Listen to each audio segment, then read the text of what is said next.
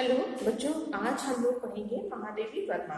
इसके पहले हम लोग पढ़ रहे थे स्मृतानंद पंत जी की कविता बापू के प्रति, और आज पढ़ेंगे महादेवी वर्मा जी की साम्य गीत काव्य संग्रह से लिए हुए गीत शीर्षक से जो आपके कोर्स में कविता दी हुई है, इसको पढ़ेंगे। ठीक है, तो यहाँ पर महादेवी जी ने जो है वो जो साम्य गीत कविता लिखी हुई है।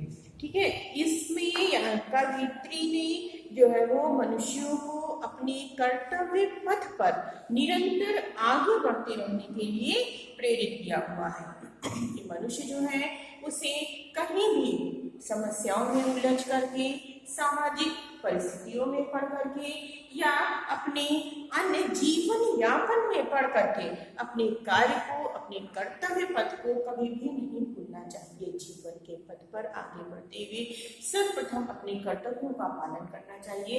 इस तरह से यहाँ पर महादेवी जी ने एक संदेश दिया हुआ है और अपने स्वयं को, अपने प्राणों को संबोधित करते हुए कवित्री यहाँ पर कहती हैं, चिर सजग आंखें उन्नीदी, आज कैसा व्यस्त बाना, जाग तुझको दूर जाना।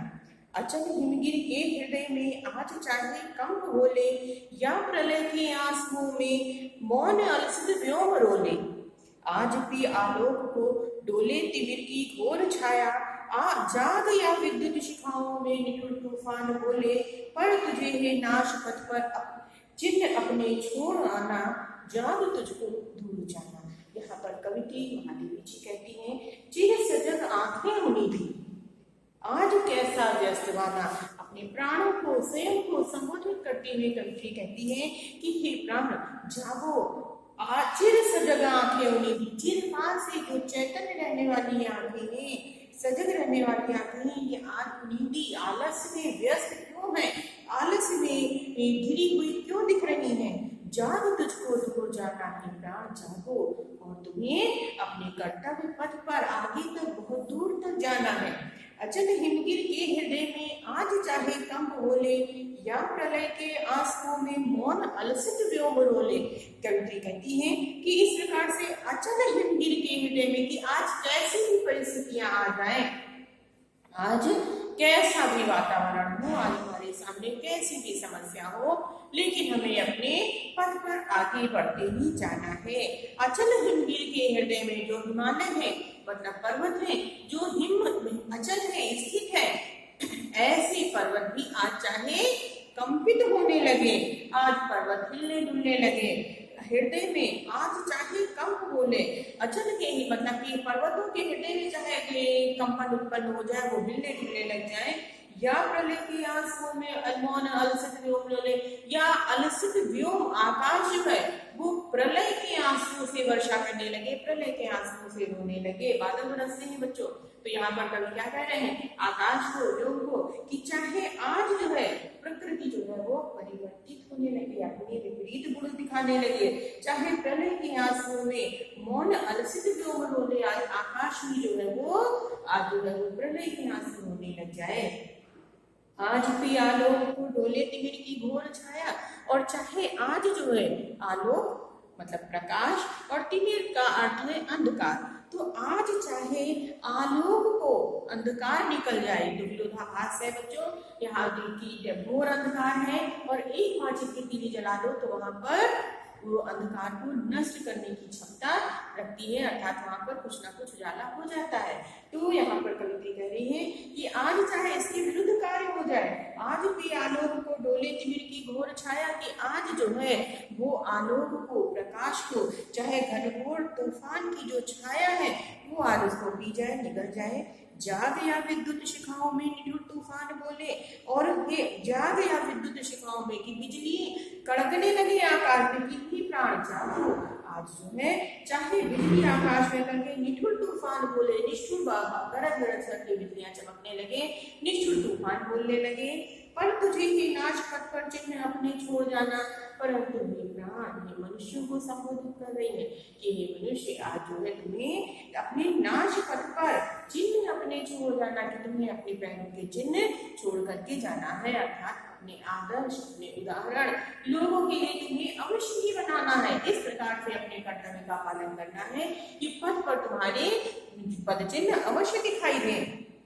इस तरह से बच्चों यहाँ पर कवित्री ने प्रतीकात्मक भाषा शैली का प्रयोग किया हुआ है, खड़ी बोली है और अलंकार यहाँ पर मानवीकरण अलंकार का प्रयोग किया हुआ है, ठीक है। और ओज में मतलब गुण में ओज गुण है और वीर रस का प्रयोग है, जब वीर रस होगा तभी ओज गुण होगा, ठीक है। लक्षण शब्द शक्ति है, अभी आपको काव्य सुंदर बताएंगे, पहले व्याख्या पढ़ लीजिए। बांध लेंगे क्या तुझे मोह के बंधन सजीले, पंथ की बाधा बनेंगे तितलियों के पर रंगीले, विश्व का क्रंदन बुला देगी मधुर की मधुर गुनगुन, क्या डुबा देंगे तुझे है फूल के दर ओस गीले, तू न अपनी छां को अपने लिए कारा बनाना, जाओ तुझको दूर जाना। अब यहाँ पर आगे कवित्री कहती है, बांध देंगे क्या तुझे ये मोह के बंधन सजीले की, ये जो सामाजिक बंधन है, किस प्रकार से ये सामाजिक बंधन जो है वो मोह के समान है।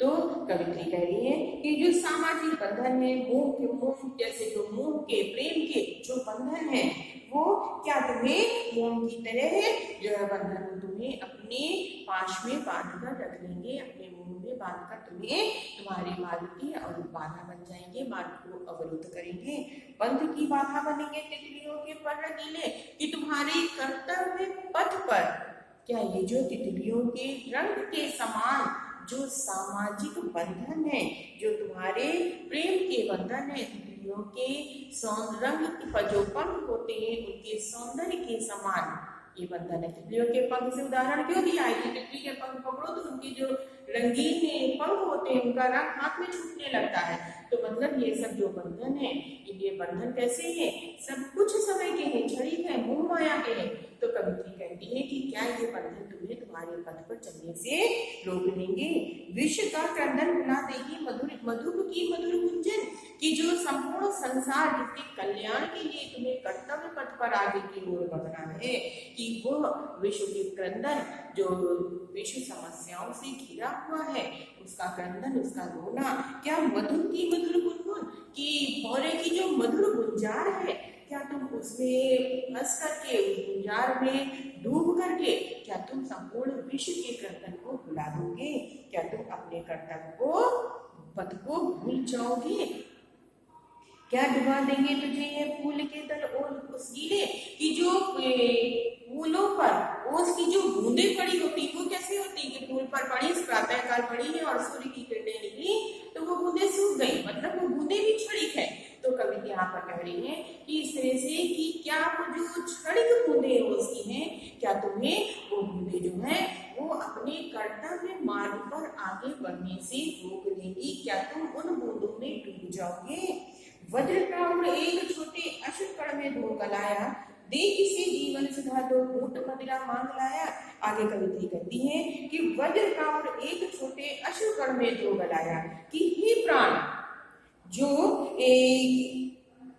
उड़ के मतलब हृदय जो है वो कैसा है, वो वज्र के समान, जो कठोर हृदय मतलब तुमने जो एक संकल्प धारण किया हुआ है कि हमें लोगों का कार्य करना है, मजबूत हृदय से जो संकल्प धारण किया हुआ है, अश्रु में धो गलाया, कि क्या किसी के दो बूंद आंसुओं में तुमने अपने उन संकल्पों को धो दिया है, अपने संकल्पों को गला दिया है, भिगो दिया है। दे किसी जीवन सुना दो घूंट मदिरा मांग लाया। और कवित्री कहती है कि हे प्राण क्या तुमने अपने जीवन का अमृत दे करके मोह माया की मदिरा को मांग लिया है, अपने जीवन की जो मदिरा, अपने जीवन का जो अमृत है जो कर्तव्य पथ पर आगे बढ़ने के लिए प्रेरित कर रहा है, तो ऐसे जीवन रूपी लगा है अमृत को दे करके क्या दो घूंट मदिरा मांग लाए हो। सो गए आंधी मले की बात का उपधान ले क्या।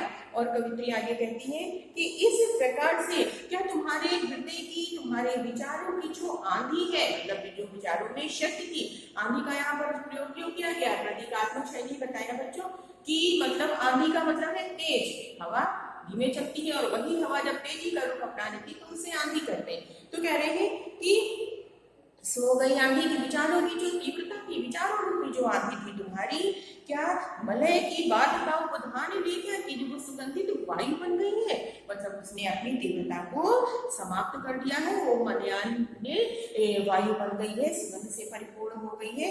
विश्व का अभिशाप क्या नींद बनकर पास आया कि संपूर्ण संसार का क्या तुम्हें अभिशाप प्राप्त हो गया है, जो नींद बनकर तुम्हारे पास आ गया है, जो इतना आलस तुम्हारे अंदर समा गया है। अमरता सुख चाहता क्यों, मृत्यु को में बसाना अमरता सुख क्यों कहा गया है, क्योंकि मनुष्य को मनुपुत्र मानव है, तो मतलब देवपुत्र कहा गया है। तो यहाँ पर कवित्री कह रही है कि अमरता सुख ही देवपुत्र, क्या क्यों मृत्यु में बसाना, क्या तुम मृत्यु को ही अपने हृदय में बसाना चाहते हो, नश्वरता को ही अपने हृदय में बसाना चाहते हो। जाग तुझको दूर जाना, ये सब आलस से जागो और तुम्हें अपने कर्तव्य के पथ पर बहुत दूर तक आगे तक जाना है। कहना ठंडी सांस में अब भूल जलती कहानी, आग को उनमें तभी दिल में सजेगा आज पानी। अब यहाँ पर कवित्री आगे क्या कह रही है कि हार भी तेरी बनेगी मान जय की पताका, राख चुड़ी पतंग की है अमर दीपक की निशानी, है तुझे अंगार शैया पर मृदुल कलियां बिछाना, जाग तुझको दूर जाना। कवित्री कहती है कि कहना ठंडी सांस में अब भूल हो जलती कहानी, कि जो अतीत की बातें हैं उन अतीत की बातों को अब तुम्हें भूल जाना चाहिए, कि अतीत के प्रति जो निराशा तुम्हारे अंदर व्याप्त हो गई है उसको तुम भूल जाओ, उस कहानी को अब बार बार दोहराने का कोई अर्थ नहीं है। आग को में तभी दृढ़ में सजेगा आज पानी, कि तुम्हारे हृदय में कुछ कर सकने की आग हृदय में जलनी चाहिए, दृढ़ में सजेगा आज पानी, तभी तुम्हारे नेत्रों का जो पानी, दृढ़ मतलब तुम्हारे जो नेत्रों का पानी है वो तभी सुशोभित होगा जब तुम्हारे हृदय में कर्तव्य की आग प्रज्वलित होगी। हार भी तेरी बनेगी मान भी जय की पताका, कि तुम्हारी जो हार है, पिछले समय की जो तुम्हारी हार है, वो अगर तुम्हारे अंदर जोश है, उत्साह है, कुछ कर सकने की ललक है, तो आज मान ली जय की पताका, तो वो विजय की पताका अवश्य बन जाएगी, विजय की ध्वजा अवश्य फहराएगी। राख छड़ी पतंग की है अमर दीपक की निशानी। कवित्री यहाँ पर एक दृष्टांत के माध्यम से बात को कहती है कि रात छड़िक पतंग की है, अमर दीपक की निशानी की, जो पतंगा जो है वो दीपक के आसपास अवश्य उड़ता है, वो जानता है वो उसमें जल जाएगा, फिर भी वो उसके आसपास उड़ता रहता है और जल जाता है। तो जो उसकी राख है वो एक पतंगी की अमर कहानी को व्यक्त करती है राख, और उनकी जो है वो जो राख है वो उसके सामने उसके प्रेम को व्यक्त करती है। ठीक है, तो इस तरह से एक कवित्री अपनी बात को दृष्टांत के माध्यम से बताती है, इसे दृष्टांत अलंकार भी है तुझे अंगार शैया पर मधुर कलियां बिछाना, जाग तुझको दूर जाना। कवित्री कहती है कि इस तरह से हे प्राण, हे मनुष्य उठो, तुझे अंगार शैया पर मधुर की अंगार की शैया अवश्य बिछी है, लेकिन तुम्हें अपने कार्य करते हुए, अपने कर्तव्य पथ पर चलते हुए मृदुल कलियां बिछाना, उनके स्थान पर कोमल कलियों को तुम्हें ही बिछाना है, इसलिए तुम्हें आगे की ओर बढ़ना है, जाग तुझको दूर जाना। इस तरह से तुम्हें निरंतर ये मनुष्य जागो, ये प्राण जागो, तुम्हें बहुत दूर तक आगे जाना है। इस तरह से कवित्री ने यहाँ पर जो नैराश्य और पराजय में जो डूबे हुए व्यक्ति जिन्होंने अपने धैर्य को खो दिया है, उनको यहाँ पर उन्हें जो है इस माध्यम से कवित्री ने संदेश दिया है, जोश उत्साह उत्पन्न कराया है। ठीक है बच्चों, तो यहाँ पर अब इसका काव्य सौंदर्य देख लेते हैं। तो यहाँ पर जो है वो रस, छंद, ठीक है, अलंकार। तो यहाँ पर ये किसका प्रयोग किया गया है,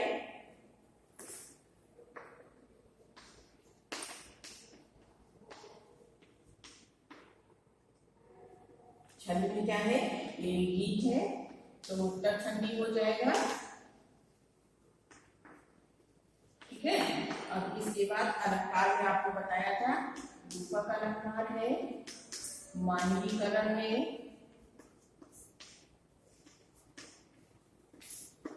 और दृष्टांत है। ठीक, अब यहाँ पर इनकी जो भाषा है वो आ जाएगी। तो भाषा का जो कवित्री ने यहाँ प्रयोग किया हुआ है वो कौन सी भाषा है, शुद्ध साहित्यिक खड़ी बोली। ठीक है, शुद्ध साहित्यिक खड़ी बोली का प्रयोग किया है। और इसके बाद जो है अब इनका गुण बचा, तो गुण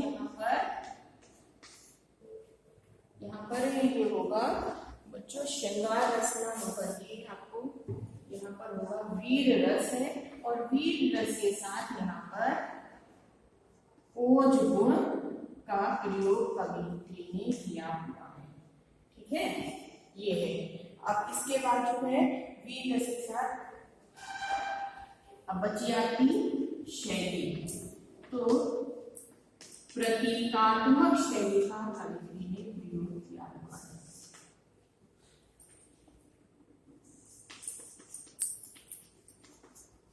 ठीक है बच्चों, ये आपका काव्य का संदर्भ हो गया। देख लीजिए आप इसको और इसको अच्छे से पढ़ लीजिएगा।